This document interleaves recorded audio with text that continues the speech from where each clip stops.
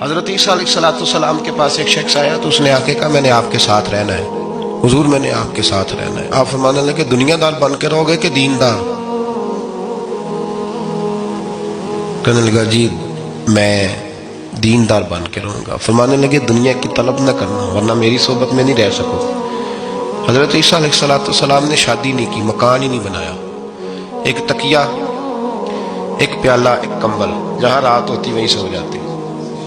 ایک دن ایک شخص کو دیکھا کہ وہ ڈھلان بنی ہوئی تھی، پتھر کی پہاڑ، تھوڑی سی ڈھلان بنی ہوئی تھی تو نیچے لیٹا ہوا ہے۔ آپ نے کمبل بھی صدقہ کر دیا، کہنے لگے آج کے بعد جہاں ڈھلان بنے گی وہاں سو جائیں گے، کمبل کی ضرورت ہی کوئی نہیں۔ کچھ دنوں کے بعد ایک شخص کو دیکھا کہ وہ اپنے ہاتھ کا تکیہ بنا کے سویا ہوا ہے، تکیہ بھی خیرات کر دیا، کہنے لگے اس کے بغیر بھی گزارا ہو سکتا ہے۔ کچھ دنوں کے بعد دیکھا کہ ایک آدمی چلو میں پانی پی رہا ہے، پیالہ بھی اللہ کے راستے میں دے دیا، کہنے لگے چل جائے گا کام اس کے بغیر۔ پر میں دنیا دار بن کے نہ آنا، کہنے لگا نہیں صاحب میں دیندار بن کے آؤں گا۔ جناب عیسیٰ علیہ السلام نے رکھ لیا۔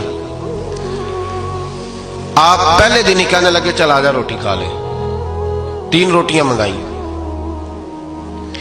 اس کو ساتھ بٹھایا، فرمانے لگے میں تو ایک کھاؤں گا، تو کتنی کھائے گا؟ کہنے لگا جی میں بھی ایک ہی کھاؤں گا۔ ایک روٹی اس نے کھا لی، ایک آپ نے کھا لی، تیسری روٹی چھوڑ کے جناب عیسیٰ علیہ السلام دریا کنارے وضو کرنے چلے گئے۔ واپس آئے تو روٹی کوئی نہیں تھی۔ اللہ کے نبی تھے، جان گئے۔ رب کریم کا بندہ بھی جان جاتا ہے۔ اقبال کہتے ہیں اولیاء کیا ہیں جواسی سلوک قلوب، کہتے ہیں رب کے ولی کو ٹٹولا نہ کر، وہ تو دلوں کے حال بھی جانتا ہے۔ انہیں ٹٹولا نہ کر، غبار آلود سمجھ کر حقارت سے نہ دیکھ ان کو، انہی کی ٹھوکروں سے سلطنت بنتی بگڑتی ہے۔ اور اقبال کہتے ہیں نہ تیغ و تیر میں نہ لشکر و سپاہ میں، نہ تیغ و تیر میں نہ لشکر و سپاہ میں، کہتے ہیں نہ تلوار میں نہ تیر میں نہ لشکر میں نہ فوجوں میں، نہ تیغ و تیر میں نہ لشکر و سپاہ میں ہے جو بات مرد کلندر کی بارگاہ میں ہے، جو بات مرد کلندر کی بارگاہ میں۔ تیسری روٹی کدھر ہے؟ کہنے لگا حضور مجھے نہیں پتا۔ فرمانے لگے تجھے پتا ہے پر تو بتا نہیں رہا۔ کہنے لگا مجھے تیسری روٹی کا پتا۔ حضرت عیسیٰ علیہ السلام ایک ہرنی جا رہی تھی، اس کے ساتھ 2 بچے تھے، آپ نے ایک بچہ پکڑا، اس کو ذبح کیا، لکڑی جلائی، اس کو بھونا، اس کو بھی کھلایا، خود بھی کھایا، ہڈیاں جمع کر دی۔ جب وہ ہڈیاں، اس پہلو کو ذرا سمجھیے گا، جب کھا بیٹھے ہڈیاں جمع، وہ ہرنی بھی کھڑی ہے اور دوسرا بچہ بھی کھڑا ہے، ایک بچہ ذبح کر کے کھا لیا، دوسرا کھڑا ہے۔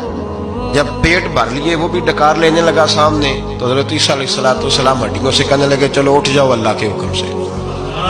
ہرنی کا بچہ پھر سے زندہ ہو گیا، وہ چلا گیا، ماں اس کو ساتھ لے کے روانہ۔ فرمانے لگے دیکھ اللہ نے مجھے معجزہ دیا ہے، ہم نے کھا بھی لیا ہے اور بچہ چلا بھی گیا ہے، ہمارے پیٹ میں ہے بھی، اور اب تو بتا دے روٹی کس نے کھائی ہے؟ کہنے لگا جی مجھے نہیں پتا، نہیں پتا مجھے۔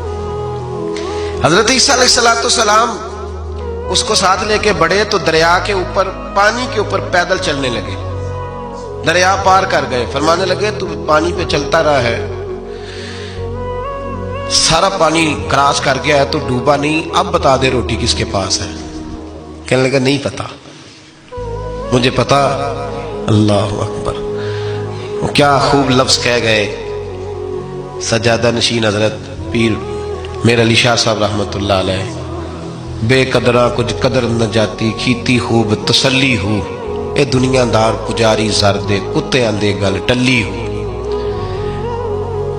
سارا دریا اتنا بڑا دیکھتے ہیں لوگ جو آتے ہیں نا درویشوں کے پاس، بڑے رنگ دیکھتے ہیں پر بدلتے نہیں، رنگ بڑے دیکھتے ہیں پر اپنے آپ کو تبدیل، او پانچ فقیروں کسے نہیں مارے آئے ہوئی چور اندر دا ہو، دیکھتے بڑا کچھ ہے بدلتے نہیں۔ نہ بدلا، حضرت عیسیٰ کہنے لگے منوا کے میں بھی چھوڑوں گا، تو مانے گا۔ آپ نے ریت کٹھی کی، ریت 3 حصوں میں ریت جمع کر لی اور پھر اس پر کچھ پڑھ کے پھونکا تو وہ سونا بن گئی۔ 3 ڈھیریاں تھی ریت کی، پھونکا تو سونا بن گئی۔ آپ فرمانے لگے یہ سونا تیرا، ایک ڈھیری تیری، ایک میری، اور تیسری اس کی جس نے تیسری روٹی کھائی ہے۔ کہنا جی میں ہی کھا دی، میں نہیں کھائی۔ یہ تیسرا اس کا حصہ جس نے تیسری، کہنے لگا میں نہیں کھائی ہے، مان گیا۔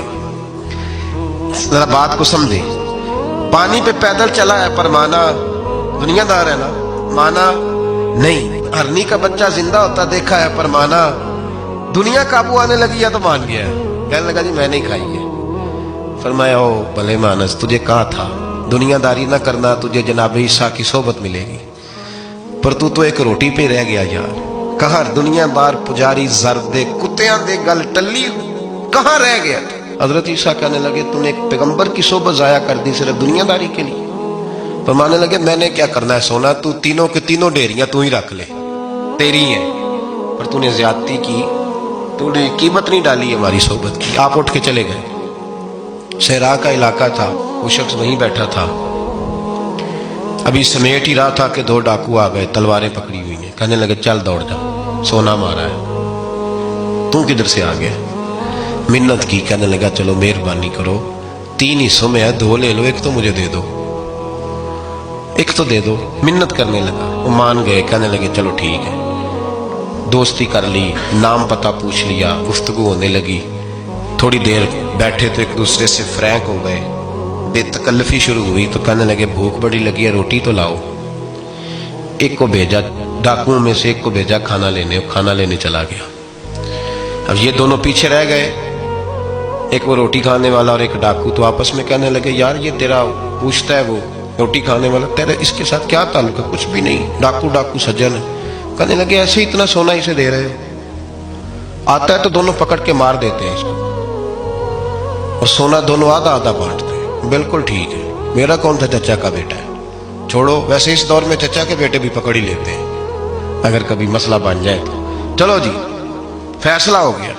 اب وہ جو گیا وہ بھی تو دنیا دار تھا نا، اس نے کھانا خریدا تو اس نے کہا میرا کون سا ان سے یہ رہنا ہے. اس نے روٹی میں زہر ڈال دیا. اس نے کہا میں ان کو ماروں گا اور سارے سونے پہ قبضہ کروں گا. حب الدنیا راست من کل خطیہ، ہر برائی کی جڑ ہے. وہ کھانا لے کے آیا، ابھی اس نے رکھا ہی تھا، دونوں نے حملہ کر